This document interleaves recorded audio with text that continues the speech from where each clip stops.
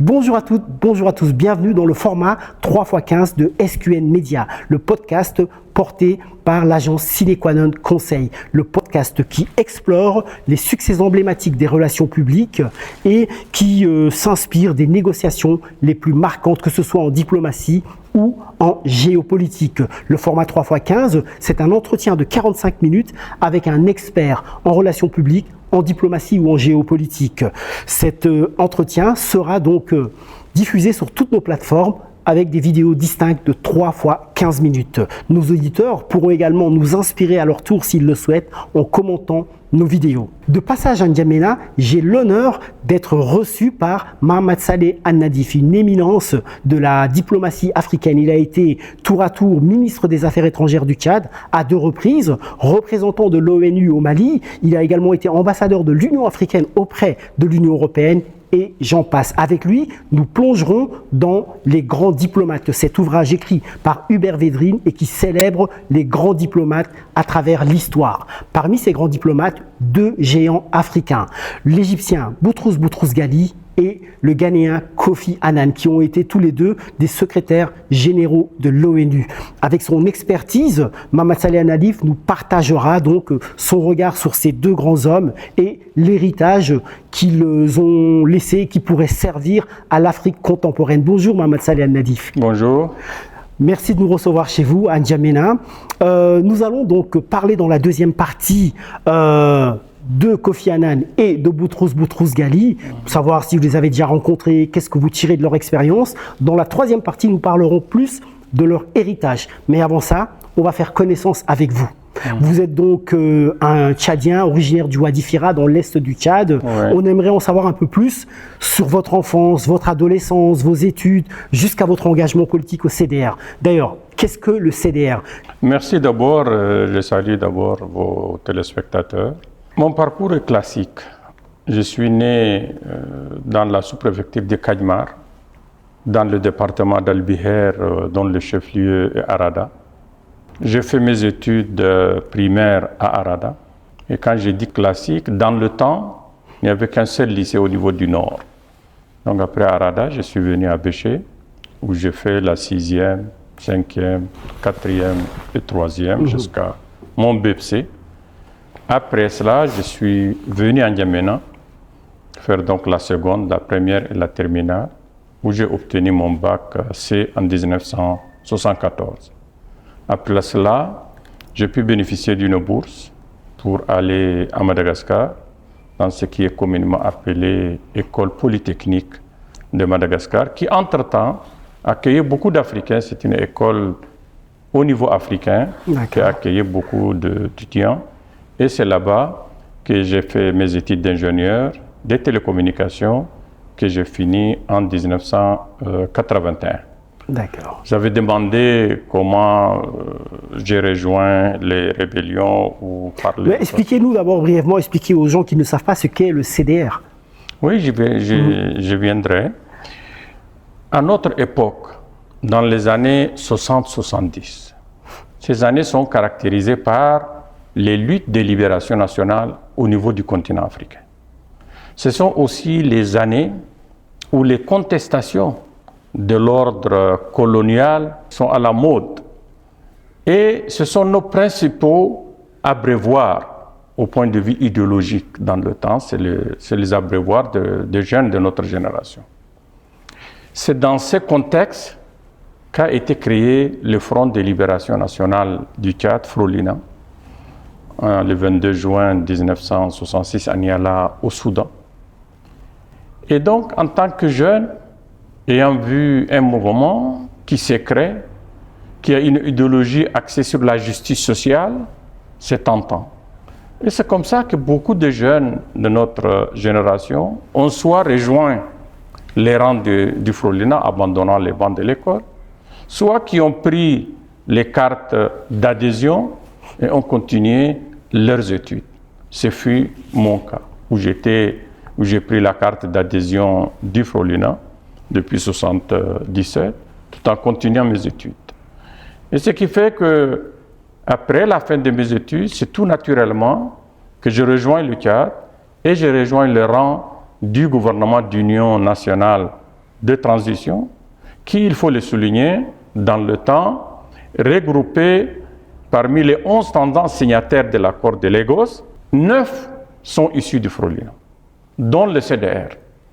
Et nous, notre grande déception en tant que jeunes, c'était que le Frolina, qui nous a fait rêver, s'est disloqué en tendance. Et c'est en cela que moi, je me suis trouvé plutôt au niveau du Conseil démocratique révolutionnaire, ce que vous appelez le CDR, qui est donc une des branches, pour ne pas dire une des tendances, du Front de libération nationale du Tchad, qui a été créé par le défunt Assil Ahmad Ahbash à partir des années 80. Donc c'est le Conseil démocratique révolutionnaire, une branche du Frolina qui fait partie de 9 tendances du Frolina qui ont créé le gouvernement d'union nationale avec l'UND du Dr Facho Balam et le FAT du colonel Kabougué, parce qu'entre-temps, il était colonel. 9 tendances issues du Frolina, quelles étaient leurs différences? C'est très difficile de caractériser. De toute façon, ils sont la même idéologie. Donc, mais pourquoi alors plutôt une 9 question tendances de personne, une question de leadership plutôt qu'autre chose. Bien, Mama Saleh Nadif. Aujourd'hui, internationalement connu, qu'est-ce que vous gardez donc de cet Est du Tchad?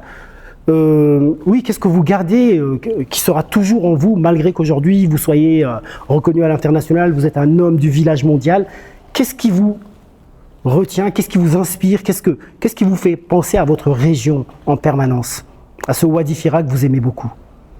Ah, vous savez, j'ai l'habitude de dire que tout ce que j'ai réussi, je le dois d'abord à mon pays. Et quand je parle de mon pays, je parle aussi de mon terroir. Donc moi, je suis ancré dans mon territoire. Et si vous parcourez, si vous jetez un coup d'œil sur mon parcours, malgré mes absences à l'international, chaque fois que j'ai l'occasion de revenir au Tchad, c'est au village que je pars. Donc moi, je suis très, très attaché à mon terroir, à mon village. Mais de manière concrète, quand vous dites « je suis très attaché à mon village, à mon terroir », concrètement, ça donne quoi au quotidien? Je le visite. J'aime être en communion avec les parents sur le terrain. J'aime partager leur histoire. J'aime contribuer également à leur développement. J'essaie de voir est-ce que je peux aider pour l'école, est-ce que je peux aider pour l'enseignement, pour la santé. En tout cas, je m'implique beaucoup dans le sort de mes parents au village. Revenons quelques années en arrière. Vous avez été au lycée donc à Abéché. J'ai entendu une histoire, peut-être que vous allez me dire que c'est totalement faux, qui a eu une révolte contre les militaires français au lycée d'Abéché et que Idriss Déby était un des leaders donc, de cette contestation. Est-ce que vous pouvez m'en parler? Est-ce que d'abord c'est vrai ou pas? Non, la manifestation était vraie, mais entre-temps, moi j'ai quitté le lycée d'Abéché. D'accord. Le président Idriss, quand il était jeune, il a plutôt fréquenté avec mon frère qui est derrière moi dans la photo, Youssouf. D'accord. Et donc ils étaient les meneurs effectivement de cette grève avec d'autres. Quel était le contexte, la cause de cette grève? Ah, vous savez, quand on est jeune, il y a beaucoup de manifestations. Moi, je me rappelle plutôt, j'étais beaucoup plus impliqué dans quelque chose qui s'est passé à N'Djamena en 1972 lors de la visite du président Pompidou. Mais ce qui est à Béché, c'est plutôt d'autres frères qui ont été à la base. D'accord. Mama Saleh Nadif, pour mieux vous connaître, nous allons procéder à un questionnaire de Proust, le questionnaire Proust de Mama Saleh Nadif. Le questionnaire de Proust, en fait, c'était une méthode dans la deuxième partie du 19e siècle pour les collégiens et les collégiennes anglaises de faire connaissance. On l'appelle questionnaire de Proust parce que Marcel Proust l'a popularisé en France. Il compte 35 questions. J'en ai choisi 10. Que je vais poser donc à notre invité du jour et ainsi nous le connaîtrons un peu mieux. Donc nous allons commencer, Mama Saleh Nadif, par la première de ces questions. Quelle est votre vertu préférée? Tolérance. La tolérance, pour quelle raison? Je relativise des choses et donc je suis souvent assez tolérant dans ma vie de tous les jours. D'accord.